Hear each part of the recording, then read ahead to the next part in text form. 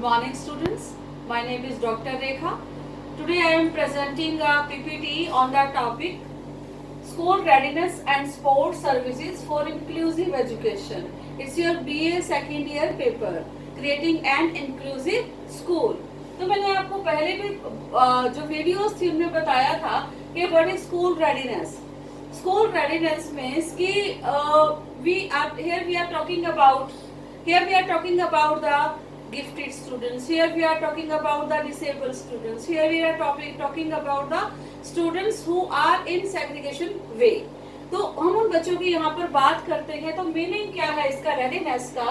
How the school would be ready. Readiness is a term used to describe preparation for what comes next. Yes, the school should be ready for that what is coming in the next, कि आगे अगला step government का क्या होगा, क्या strategy बनाई जाएगी inclusion के लिए, और किस तरह से ऐसे बच्चों को जो डिसेबल है उनको इंक्लूड किया जाएगा इन नॉर्मल स्कूल्स में.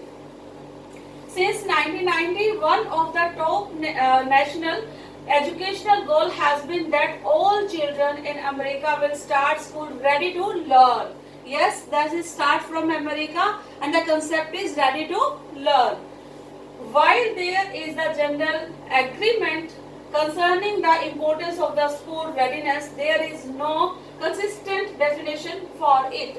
ये अलग बात है कि इसके लिए कोई भी कंसिस्टेंट डेफिनेशन नहीं है. लेकिन अगर हम इंडियन कंसेप्ट की बात करें तो इंडियन कंसेप्ट में भी कंसेप्ट क्या है कि इंक्लूजन के लिए क्या करना है, what you have to do for inclusion. जैसे मैंने आपको बताया था कि ये 3 स्टेप्स में आगे बढ़ी. सबसे पहले था क्या, स्पेशल एजुकेशन.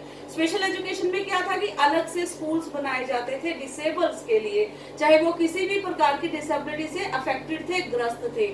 और उसके बाद क्या हुआ, उसके बाद इंक्लूजन जो स्पेशल स्कूल थे उनके लिए उनमें सिर्फ वही बच्चे जाते थे जो डिसेबल थे, किसी भी तरह की डिसेबिलिटी, HIV, ऑर्थोपेडिक, तो उनके लिए अलग अलग स्कूल्स का अरेंजमेंट था. और उसके बाद क्या हुआ, इंटीग्रेशन. इंटीग्रेशन में मैंने आपको बताया था कि क्या कहा गया कि school is ready for you, लेकिन हमारे पास we have no provisions for you और we have no assistive devices for you. And last step was inclusion. Inclusion में क्या किया गया कि वी इंक्लूड यू, कि जिस भी तरह के डिसेबल बच्चे हैं उनको नॉर्मल स्कूल में पढ़ाया जाए, उनको नॉर्मल बच्चों के साथ पढ़ाया जाए ताकि वो उनसे लाइफ स्किल्स को सीख सके. तो दैट इज इंक्लूजन. तो बात करते हैं कि की एरियाज ऑफ स्कूल रेडीनेस, कि स्कूल रेडीनेस के लिए कौन कौन से की एरियाज हैं या कौन से सूत्र हैं जो होने चाहिए कि स्कूल को किस प्रकार से रेडी रहना है इन बच्चों को एक्सेप्ट करने के लिए, इन बच्चों को अडॉप्ट करने के लिए, इन बच्चों को एडमिशन देने के लिए. ये क्योंकि आपको पता है कि इन बच्चों की शुरू से रिजेक्शन होती आई है फ्रॉम द बर्थ. ऐसे बच्चों को क्या करती है सोसाइटी के द्वारा रिजेक्ट किया जाता है. लेकिन अब स्कूल कह रहे हैं कि ऐसे बच्चों को ऐसा प्रोविजन रखा जाए कि ये भी सोसाइटी में अपनी एनरोलमेंट करवा सके. तो key points, key areas of school readiness. What are the key areas of school readiness? First is children's readiness for school, या कि बच्चों को स्कूल के लिए तैयार होना पड़ेगा, उनको इस तरह का माइंड मेकअप बनाना पड़ेगा कि हमें स्कूल जाना है और हमें स्टडीज करनी है. ना कि ऐसा नहीं होगा कि बच्चा अपनी डिसेबिलिटी को लेके अपने आप को सारी वर्कर्स करता रहे या अपने आप को कोसता रहे या पेरेंट्स बच्चे को कोसते रहे. तो it is not a good way. तो उसके लिए क्या होगा कि चिल्ड्रंस रेडीनेस फॉर स्कूल, कि बच्चों को रेडी होना पड़ेगा स्कूल में जाने के लिए. Next is schools readiness for children. Yes, क्योंकि अगर स्कूल को रेडीनेस, बच्चों को रेडी होना पड़ेगा, then school also have to ready for this types of students, कि ऐसे बच्चे हमारे स्कूल में आ सकते हैं, एजुकेशन ले सकते हैं, ठीक है, और उनको हम इंक्लूजन तक भी लेकर जाएंगे, यानी कि नॉर्मल स्टूडेंट्स के साथ उनको पढ़ाएंगे. ये प्रोविजन हमारे स्कूल को भी करना पड़ेगा. तो that is school readiness. School should also have to be ready for that. Family and community support services. Firstly मैंने आपको बताया था कि सबसे पहले जब इस काम को करने के लिए चले गए तो उसमें क्या होगा कि आपकी कई बार तो कम्युनिटी ही बच्चे को डिसेबल साबित कर देती है. नहीं, ये बच्चा बहुत डीफ एंड डम है, ब्लाइंड है, ठीक है, HI है, ऑर्थोपेडिक है, ठीक है, उसमें क्या MR है कि मेंटल रिटार्टेड है, तो आपका बच्चा कुछ नहीं कर पाएगा। नहीं, अगर फैमिली का और कम्युनिटी का दोनों मिलकर सपोर्ट करेंगे तो ऐसे डिसेबल बच्चे भी जीवन में बहुत कुछ कर सकते हैं। नेक्स्ट इज, आइए मैं आपको बताती हूँ कि 5 major elements of school readiness. School readiness के लिए कौन कौन से मेजर एलिमेंट्स हैं जो आपको, जो एक स्कूल को अडॉप्ट करने पड़ेंगे या एक स्कूल को इन चीजों का ध्यान रखना पड़ेगा। तो what are these 5 elements? First is parenting and family support.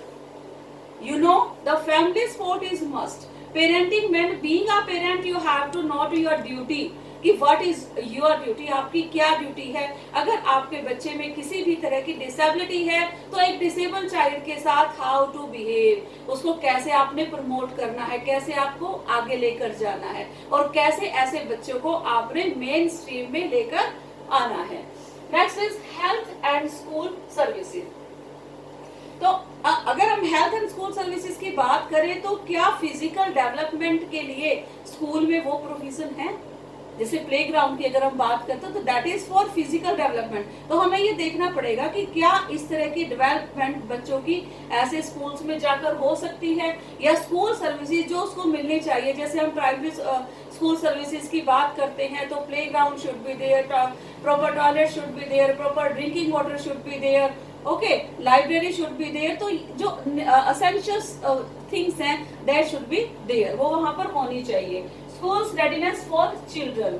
अब स्कूल्स को भी तैयार रहना है बच्चों को अपने आने के लिए कि ये बच्चे जो किसी भी प्रकार की बाधिता से ग्रस्त है, हम कह सकते हैं, और किसी भी प्रकार की डिसेबिलिटी से ग्रस्त है, वो हमारे यहाँ पर आएंगे और हम इस तरह के बच्चों को अपने स्कूल में एडमिशन दिलवाएंगे। तो school readiness is also must for that. Next is early care and education.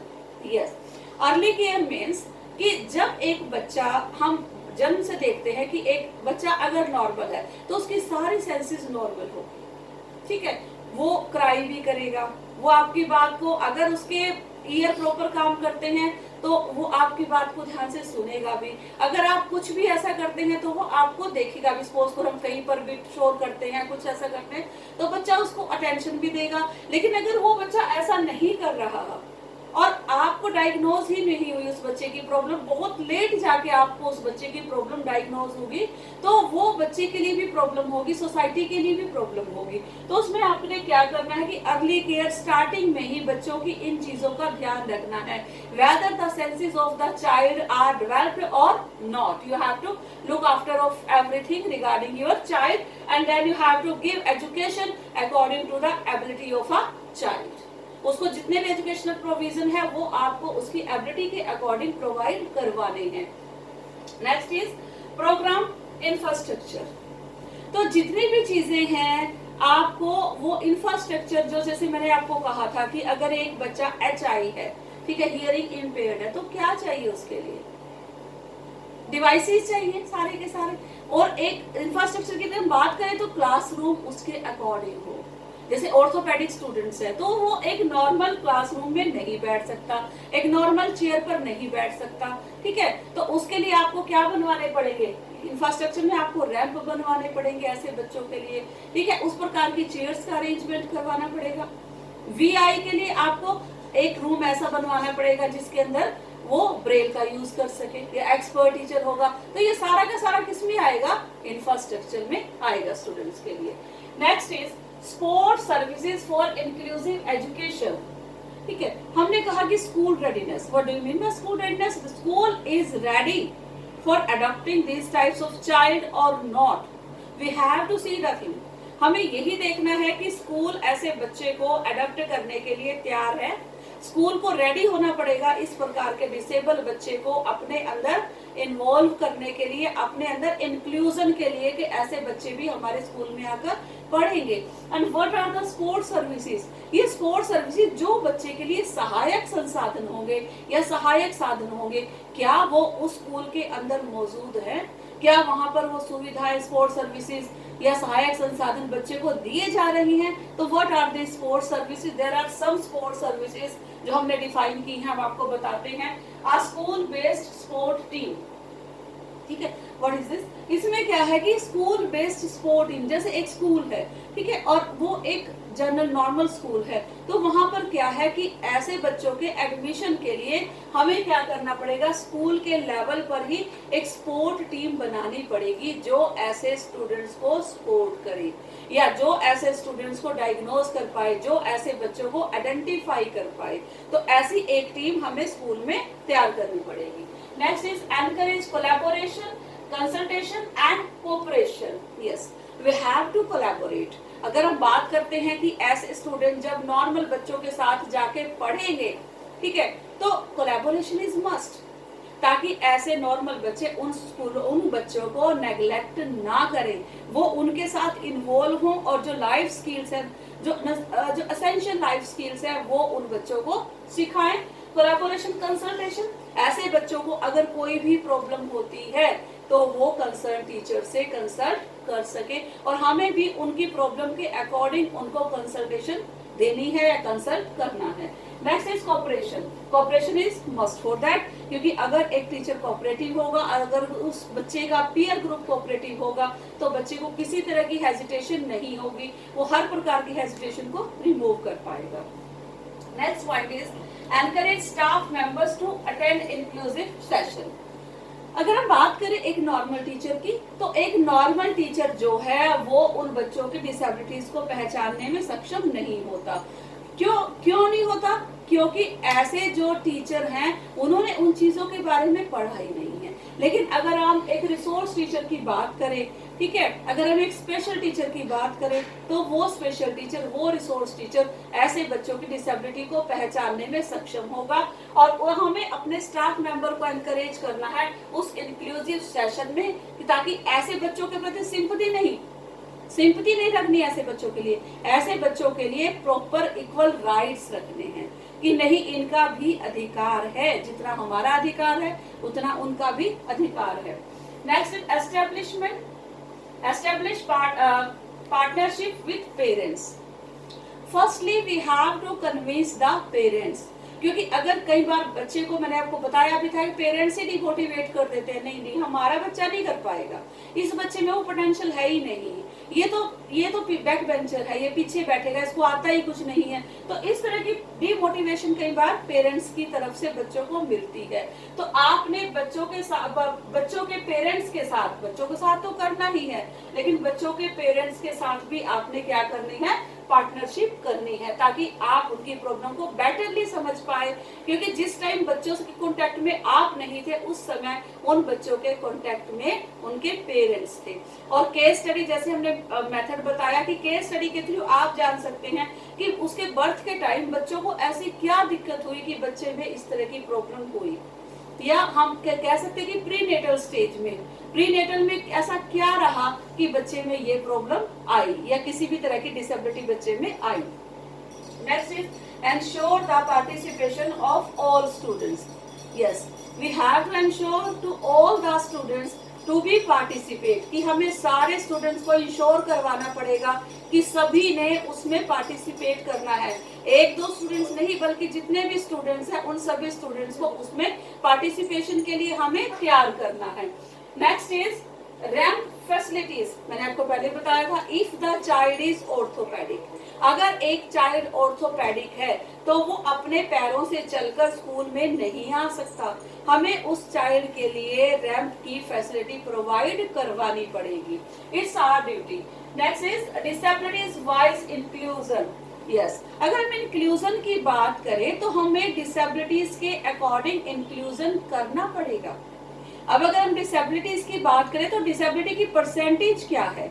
अगर हम बात करें वीआई की, वीआई में जो फुली हैं, जिनको हम क्या कहते हैं सीवियर केस में हैं या प्रोफाउंड में हैं, तो उनको हम सिर्फ ब्रेल ही उनका ट्रीटमेंट है। और अगर हम पार्शियल की बात करें तो पार्शियल को बहुत सारी चीजें ऐसी हैं, बहुत सारे डिवाइसेस ऐसे हैं, जैसे मैग्नीफायर ग्लासेस हैं, स्पेक्स हैं, जो वो यूज कर सकते हैं उस चीज से उबरने के लिए। Next is infrastructure required for visual impaired. जो भी विजुअल इम्पेयर के लिए मैंने आपको बताया था कि वीआई के लिए बहुत सारा इंफ्रास्ट्रक्चर आपको, क्योंकि अगर एक नॉर्मल बच्चा है वो देख सकता है कि मैं कहाँ से निकल रहा हूँ, मैं कहाँ से जा रहा हूँ, यहाँ पर कितना स्पेस है, कहाँ से निकल रहा है, तो उसके अकॉर्डिंग सीटिंग अरेंजमेंट होगा। लेकिन अगर एक वीआई बच्चा है तो उसका रूम का अरेंजमेंट हमने उस वीआई चाइल्ड के अकॉर्डिंग करना है।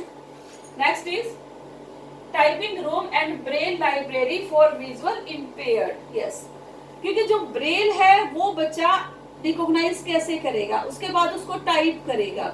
आपको पता है कि उभरे हुए जो है पॉइंट्स होते हैं ब्रेल में, जब भी ब्रेल का हम यूज करते हैं तो उसके लिए उसको टाइपिंग रूम चाहिए उस स्टूडेंट्स को जो वीआई है, तो और वीआई के लिए हमें टाइपिंग रूम का अरेंजमेंट भी करवाना पड़ेगा।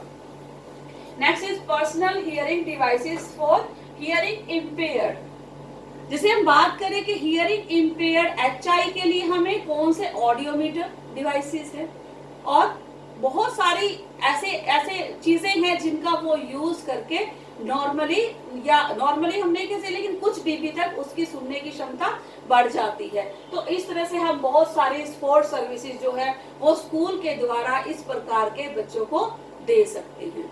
Okay students, thank you, stay home, stay safe.